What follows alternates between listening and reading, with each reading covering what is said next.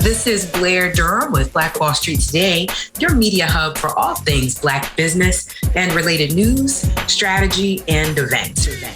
I am joined by perhaps one of the most humble human beings I've had the opportunity to meet, none other than Mr. Deuene Hickman. He is the visionary force behind Quality of Life, Inc., where he serves as the founder and president, as well as Quality of Life Counseling Center, where he holds the position of founder and CEO. With a profound commitment to community empowerment, Deuene has dedicated over 2 decades to providing mental health programs and services, leaving an indelible mark on the lives of those he serves in the mental health space before it was popular. Fueled by a profound passion for supporting youth and their families, he skillfully utilized his business acumen and organizational expertise to establish foundations that addresses the unmet mental health needs of youth and families. Deuene's academic journey includes earning a degree in computer science and mathematics from Fayetteville State University, where he excelled as a student athlete on a full academic scholarship while making contributions as a member of the CIAA champion Broncos football team. Deuene fulfilled his academic scholarship requirements by providing over 600 community service hours, mentoring and tutoring at-risk youth at a local middle school. This experience ignited his love for working with youth, especially those in underserved communities. We are going to spend some time talking about Deuene's professional development today. I think he's pretty rare. After he completed his degree, Deuene seamlessly transitioned to the Hamptons and Rhodes area of Virginia, and we're glad that he did. In addition to his role as a software developer, he skillfully balanced his commitment to enhancing mental health as a qualified mental health professional, an anger management facilitator, a mentor, and a life skills coach. These varied experiences played a pivotal role in laying the foundation for realizing his overarching vision. In 2013, to that end, Deuene founded Quality of Life Counseling Center, a licensed mental health agency devoted to preserving the family unit through individual and family services. QLCC offers a range of clinical and community-based services, including intensive in-home care, mental health skills building, outpatient therapy, therapeutic day treatment, substance abuse counseling, anger management, and other mental health services. Despite the significant impact that QLCC had on hundreds of youth and families in the Hampton Roads area, Deuene acknowledged that a substantial number of families were still without essential services due to a myriad of challenges. Motivated to reach those individuals, he established Quality of Life, Inc. It's a nonprofit organization committed to inspiring and enhancing the quality of life through education, community programs, and individual and family services. And we'll certainly talk more about those services. QLI focuses on personal, educational, and social development through programs like mental health initiatives, truancy reduction, workforce development, mentoring, and life skills coaching. Particularly noteworthy is QLI's unique and effective approach to addressing gun violence reduction, employing a distinctive mental health strategy that has demonstrated positive impacts on shaping the trajectories of at-risk youth. As president of QLI, Deuene ensures active community engagement through fundraisers, QLI's clothing closet, community feedings, back-to-school drives, community service, and partnerships with other community agencies. His tireless efforts underscore a commitment to giving back and fostering positive change within the community, resonating and emphasizing the holistic and transformative vision shared by both companies, QLCC and QLI. Welcome to the show, Deuene. How are you? I'm great. Thank you for having me. I'm so glad that you are here. So am I. So it's an honor to be here. I greatly appreciate today, and I'm thankful for just being here. Yeah, grateful to have you, and just really appreciative of the work that you do in the mental health space. And I've got a background in mental health, so I certainly understand the need for the type of work that you do. And I want to spend some time talking about that work, the impact that you're making, and sort of how this came to be. You know, you think about that software development background, right? Mm-hmm. That's a pretty hard right to get into the mental health arena. Can you share just a bit about that that change? Yes. So actually, I went to school again, to study computer science and mathematics. I went on a scholarship that required us to do 80 hours of community service every semester. Okay. So my 80 hours ended up being at a local middle school, working with underserved youth, doing mentoring and tutoring. So after working with those youth for 4 years, I just developed a passion for trying to address the challenges and behavioral challenges of our youth. And that really just drove me to, just have split desires when it came to career choices. So, like you said, I moved to Virginia shortly after college, and I began working in the IT field, but I always worked part-time in the QMHP role and mental health role. So a few years in, I decided to really just step out on faith and go with my passion and desires. So I left the corporate world of IT and began all things nonprofit and mental health. Incredible. I think about just my own journey. I thought that I wanted to be an engineer. I actually went to the largest engineering school in the state thinking, I want to be an engineer. But realized kind of shortly after submitting my application that people were my passion. I made the switch to psychology, and I don't typically have regret. Right, absolutely. Not typically. Yeah, and neither do I. So I feel like I really did make the decision that was best. And even now, understanding the crisis and the mental health needs that we have, it just feels so much more impactful from what I was previously doing to the lives that are genuinely being changed day by day by our company and our various services. I love that. So, Deuene, in your opinion, is the Black community embracing mental health services, mental health care?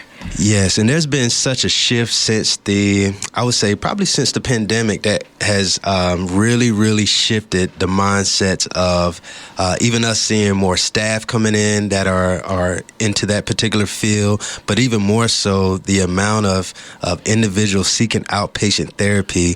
It just really blows my mind in a really good way, because that means that we are taking the time to really address our needs and really paying attention to that. So to me, this is one of the largest times that I've seen people really, really taking a step into their well-being. And I just think it's a phenomenal thing for individuals, whether they're coming in, fully immersed, or they're just taking baby steps to get into service for themselves. I just think it's all great.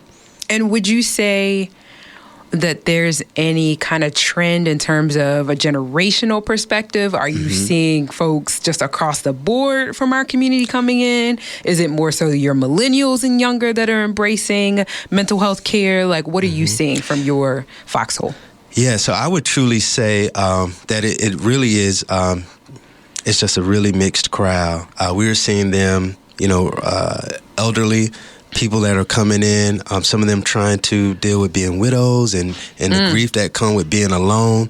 And of course, parents now. And the big key is the parents are really involved nowadays in trying to get their children help and assistance. And I think that's really one of the biggest changes that I've seen is how young some of the people that are coming into services are. But that's really great because, in a sense, because we want to focus on early childhood prevention, so that a lot of these challenges that go into the gun violence arena, the trauma arena that is just dealt with at a much earlier age. So getting away from the stigma that comes into mental health, especially in our community, has just been grand. And I think the more, sometimes even, as we say, the more culture or people that speak on it, I think just has made it something that is acceptable. And it's a good acceptance. Yeah, I love that. Curious to know too, as somebody who is engaged and, running the business and making sure that all the things are taken care of, how do you manage your own mental health? Yes, so for me... Can we be that transparent? Absolutely. On Black Wall Street today? Okay, I just want to make sure. So I love the fact that you asked that, because I try to encourage the youth by just being very vulnerable to what it is that I do, and not only me, but my team and my staff. We're very, very vulnerable into what we're doing and how we're getting over our own personal challenges. But for me, it starts every morning. So I have a routine that I try not to ever shy away from, because I really just believe in discipline. Yes. So I start out at 5:30 in the morning. I'm waking up. I'm getting the exercise in. I'm doing some grounding, some meditation. Really trying to envision how my day is going to go. One thing for me, I did recently go plant-based.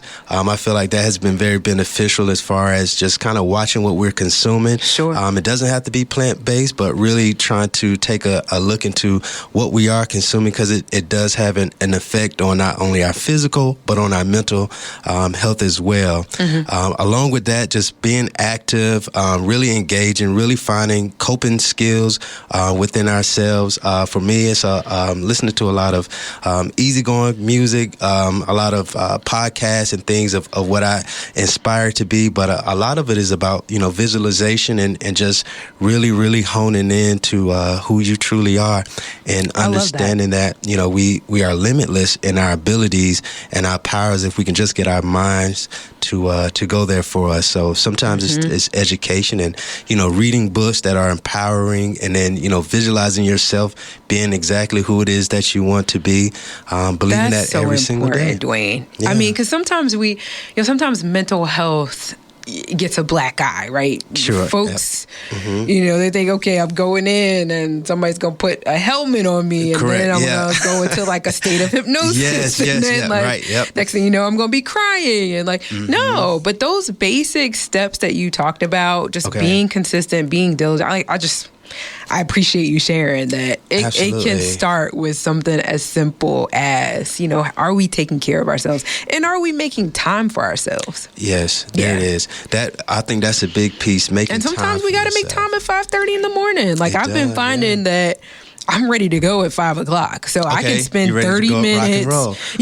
In terms of, I'm not sleepy anymore, right? Sure, so I can engage with my routine that early because I've had enough rest. And so now I'm awake. Let me go ahead and have this time for me, and do all the things, whatever that list is, whatever works. Yes. Speaking so do you of, cultivate that list yourself?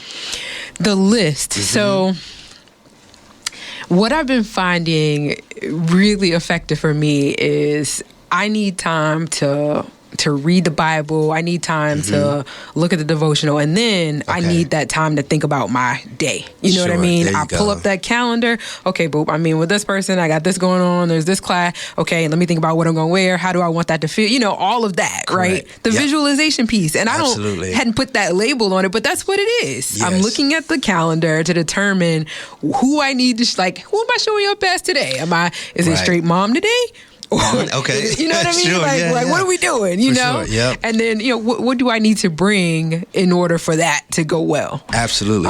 And one recommendation I would share that's been very, very helpful for me is just kind of making sure I'm living in a moment. A lot of times I feel as though a lot of depression and things are from things in the past. A lot of anxiety are things that's in the future. But if we can only focus on the now, most of us are doing okay right now. Right. But now, we're doing okay. Right in this very moment, we're okay. So when challenges do occur, I try to just kind of fixate my mind on what's current and be appreciative of what's current, and that just kind of helps me get through. So live in the now. That would be my great advice for people. Fantastic. Okay, so I got to share this statistic with you. And for those that are just tuned in, thanks so much. This is Black Wall Street Today with Blair Durham. I have an amazing guest, Deuene Hickman, a mental health professional, business owner, et cetera, right? Nonprofit executive.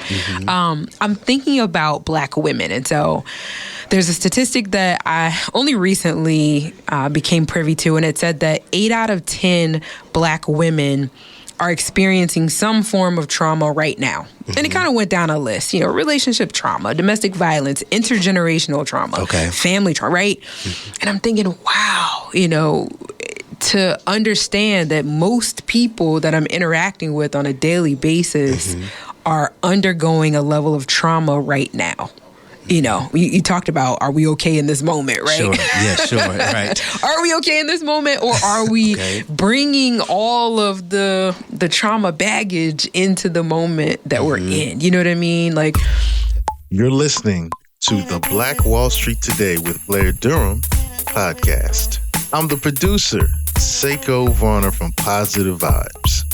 So we would love for you to do a few things. Like this episode. You're going to like it anyway. Share this episode. It's worth sharing. And tell other people about the podcast. Sharing is caring. Let's all get wealthy. What would you say as it relates to Black women in particular? You know, how is your firm showing up to support and care for those emotional needs that we know are pretty unique and pretty specific? So it's interesting because Black women actually run the agency, especially for me. So the majority, mental health, as you said, is still has its stigmas around it, and I find that there are many more women compared to men in the field. So as far as our ratio here at the agency, we're probably about 70-30 women leading men. So as far as like what help are we particularly bringing to women, well, I think one of the amazing things is when people come into the agency for our outpatient therapy services or mental health, skill building, or other various services, they're seeing individuals that look like them, that have a cultural understanding of what they're going through, and that really helps shift the conversations. It really shifts the sense of not just appreciation, but wholeness of the environment. So I really do think that, you know, Black women are definitely leading the cause, as well as for mental health. But man, we're slowly on the rise, though. We're right there behind. We are getting the stigma out of our head as well, that, you know, we don't need the support, and we're being very supportive amongst each other. So I see that happening on a smaller scale. There's a lot of small pockets of men that are willing to have those conversations and be there for one another. So that's been very beneficial. So as much as we continue to share and be open about, you know, our conversations, I think we'll see, you know, just many more come into the fold as well. Yeah. So let's go there. Okay. You know, Black men. Wow. Yes. Wow. You know, would love to hear about your own journey. So we talked about your routine in terms of taking care of your mental health. Yes. What's been your professional development journey, your personal development journey that has aided you in kind of becoming the thought leader that you are, the business person that you are? Share that with us. I mean, I know I kind of read through the bio, right? But to me, it only tells part of the story. Sure. What context would you add to that? What meat would you put on those bones? So I think that we can all look into challenges that we may have had growing up. So it's interesting that people say that a lot of times, you know, what it was that you may have been lacking is a lot of times where you go to as far as the services that you provide. You know, someone that may have had a family member dealing with cancer may find themselves at some point, you know, providing that service as well. So for me, I think it's more so of understanding, you know, some of the things that I felt could have been more beneficial in life, and kind of going towards that area to ensure that, you know, those behind me and those around me are able to get the help that they need. So for me personally, it was really just looking into, well, how can I be better?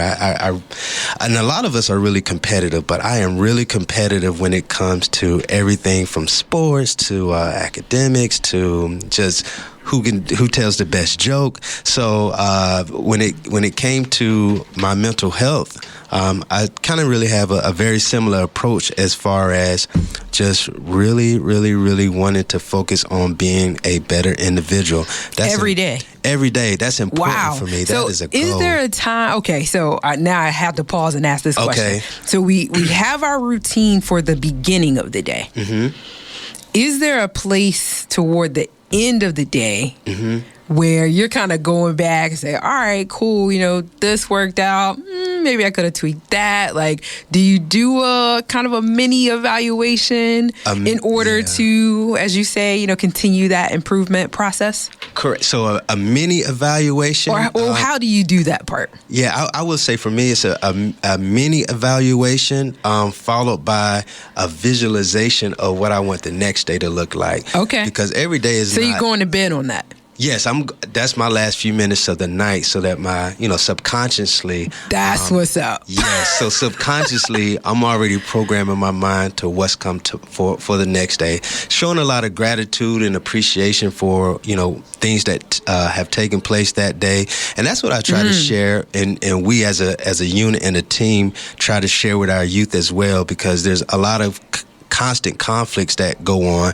but instead of dwelling on the conflict, sometimes you could just take the time out to close your eyes and visualize that same conflict having gone the way that you actually wanted it to go, going to bed and sleeping with that at night, and just realizing how different it is the next time you have that similar conflict. So if you're a student and you constantly have a conflict with a peer or a teacher, instead of just dwelling on, I think that only brings forth more of that conflict. So just close your eyes, visualizing how you really would want that to go is a true gem and game changer. So I try to focus on, when it comes to reflection, I do a bit of it, but then I also try to figure out what tomorrow is going to look like, so that, the powers that be make that happen while I'm sleeping. Absolutely. Now, is there any journaling that might be involved in some of this? So that is a portion of my visualization. So journaling, writing down affirmations, writing down my goals and desires. But yeah, I feel like you should have at least two of your senses that's working towards what you're doing. So there's two senses. Okay. Yeah, so I like that. Visualization being one, and then of course your thoughts and your feelings. So what you can see, and then also what you're writing, to me kind of knocks off both of those. So yeah, so if I'm not reading, I'm journaling, and those are the last typical things that I do before bed. Yeah, that's dope. I mean, I can see how the day and then the week and then the year kind of flows if it has those particular kind of end caps, I guess. Absolutely, yeah. Very cool. Okay. So what's 2024 for you, for your businesses? Talk us through. Yeah, so 2024, we're looking to expand, especially with our nonprofit. That's been a big focus, because a lot of times in a for-profit, we see that unfortunately, everyone doesn't qualify for services, which is a huge reason why Quality Life Inc. was started in the first place. So back in 2013, when I started Quality Life Counseling Center, we would receive calls from various parents looking for services for their children or even for themselves at times. And unless they had Medicaid or a particular funding source that came to us, unfortunately, the services weren't for them. So we began Quality Life Inc. in 2016 to help those underserved and that didn't have the resources or the proper insurance or any diagnosis for services by providing them pro bono services. So we have really exploded since then, and we are in quite a few schools throughout the Hampton Roads, community centers, boys and girls clubs, and so forth and so on. So with the rise in the need for mental health and how important that is for everyone at this point, we want to continue to scale to meet those demands and needs. So we have other, school districts that are asking for services and so forth. So with more donor and sponsorship support, we'll be able to increase our services as the need for mental health is increasing as well. So we want to stay on the same track as that. And then for our outpatient therapy services, just getting the word out that, of course, that we are out here and that we're there for our community. So, as that particular business continues to grow and thrive, I really think that just continue to make an impact for those that are looking to really, really, really change the course of their well-being. Yeah, I appreciate that you started a nonprofit. I shudder to think that even in 2024, there are individuals who don't have access to healthcare. Absolutely. Yep, and that is just that's who we're alarming after to me. for 2024. We are after those who just don't have access. Yes, that's a big one for us. That's huge. Yes, it and is. so you've got these programs that stand in the gap. Right now, they're funded how primarily? So for Quality Life Counseling Center, we're funded by, of course, Medicaid services. So that's our various insurance agencies. We have partnerships across the Hampton roads with big entities such as AMI Kids, with probation and parole officers, with social workers coming from Children's Service Acts, and just other individual city-based funds. When it comes to our outpatient therapy business, so we're majority, again, insurance-based. We do provide sliding scales for those who may not have the financial means and do not have insurance. But then when it comes to the nonprofit, we work off of grants, off of sponsors, off of donors. So again, that's something that we're really trying to increase because the need is just so much bigger, and it goes well beyond. So you have more people requesting services than you're actually able to take care of. Yeah, and even so more individuals, but again, school districts, YMCAs, those kind of partners are reaching out saying, hey, can we get you into, our schools, into our community areas? And of course, unfortunately, a lot of schools don't have the funding for the mental health services. So we're there just for some of the schools, just kind of pro bono showing up. So, the more funding that we can get to help assist with the program materials and other things is just the more our reach can go. Yeah. And I understand you're doing some great work in the truancy prevention space as well. Can you talk about that and sort of the impact that is being made through those efforts? Absolutely. So we began providing truancy prevention services for Norfolk Public Schools back in 2016, and we still do those services now, but we've also branched out to other cities, and the whole mission behind that, specifically after the pandemic happened, was to kind of re-engage youth. And the reason why I bring up the pandemic is because a lot of youth have since transitioned from wanting to be in school. So we work with them very closely to figure out. So something that was already not perfect. Yes. Seems like it has worsened as a function of, I'm able to be at home now. Able to be at home, right. Yeah, okay.